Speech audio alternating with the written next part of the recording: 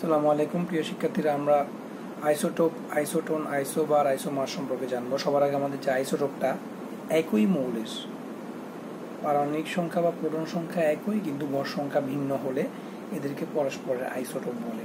আমরা জানি হাইড্রোজেনের 3টি আইসোটোপ, প্রোটিয়াম, ডিউটেরিয়াম, ট্রিটিয়াম।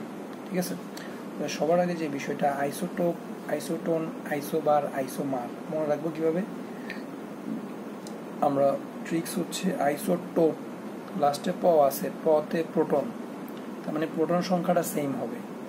ঠিক আছে, তাহলে যেই মৌলের প্রোটন সংখ্যা বা পারমাণবিক সংখ্যাটা একই কিন্তু ভর সংখ্যা ভিন্ন, এদেরকে পরস্পরের আইসোটোপ বলে। যেমন যে হাইড্রোজেনের নিচে 3টা পারমাণবিক সংখ্যা একই কিন্তু ভর সংখ্যা 1, 2, 3।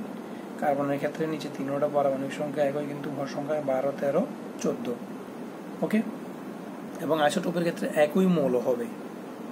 এবার আমরা যদি দেখি আইসোবার, বার মানে ভর, তাহলে বার দ্বারা বুঝে ভর সংখ্যা। কি সংখ্যা? ভর সংখ্যা। তাহলে ভর সংখ্যা একই, প্রোটন সংখ্যা ভিন্ন, মৌলও ভিন্ন। তাহলে একাধিক মৌলের মৌল দুটোটা ভিন্ন কিন্তু ভর সংখ্যা হবে একই। তাহলে আইসোবার বতে ভর। তাহলে দেখেন হাইড্রোজেনের, ঠিক আছে, এই যে ভর সংখ্যা একই 3, 3। এই যে পারমাণবিক সংখ্যা ভিন্ন, ভর সংখ্যা একই। তাহলে দুইটা ভিন্ন পরমাণু কিন্তু ভর সংখ্যা একই মৌল, একাধিক মৌলের ক্ষেত্রে। আর আইসোটোন, নিউট্রন সংখ্যা একই। কি সংখ্যা একই? নিউট্রন সংখ্যা। নিউট্রন সংখ্যা মানে উপরটা বিয়োগ নিচেরটা। 3 থেকে 1 গেলে 2, 4 থেকে 2 গেলে 2। দেখেন দুইটা মৌল কিন্তু এদের নিউট্রন সংখ্যা সেম। এই যে কার্বন এবং নাইট্রোজেনের মধ্যে 13 থেকে 6 গেলে 7, 14 থেকে 7 গেলেও 7। তাহলে দুটোটা নিউট্রন সংখ্যা একই। তাহলে আইসোটোন মানে নিউট্রন সংখ্যা একই, মৌল ভিন্ন, আবার তাদের কি সংখ্যা ভিন্ন, পারমাণবিক সংখ্যা, ভর সংখ্যা দুইটাই ভিন্ন।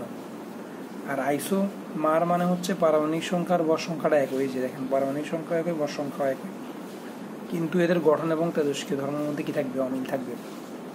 তাহলে আমরা শর্টকাটে মনে রাখবো কিভাবে। আইসোটোপ মানে প্রোটন সংখ্যা একই, আইসোবার মানে ভর সংখ্যা একই, আইসোটোন মানে নিউট্রন সংখ্যা একই, আর আইসোমার মানে হচ্ছে ভর সংখ্যা এবং পারমাণবিক সংখ্যা দুইটাই একই।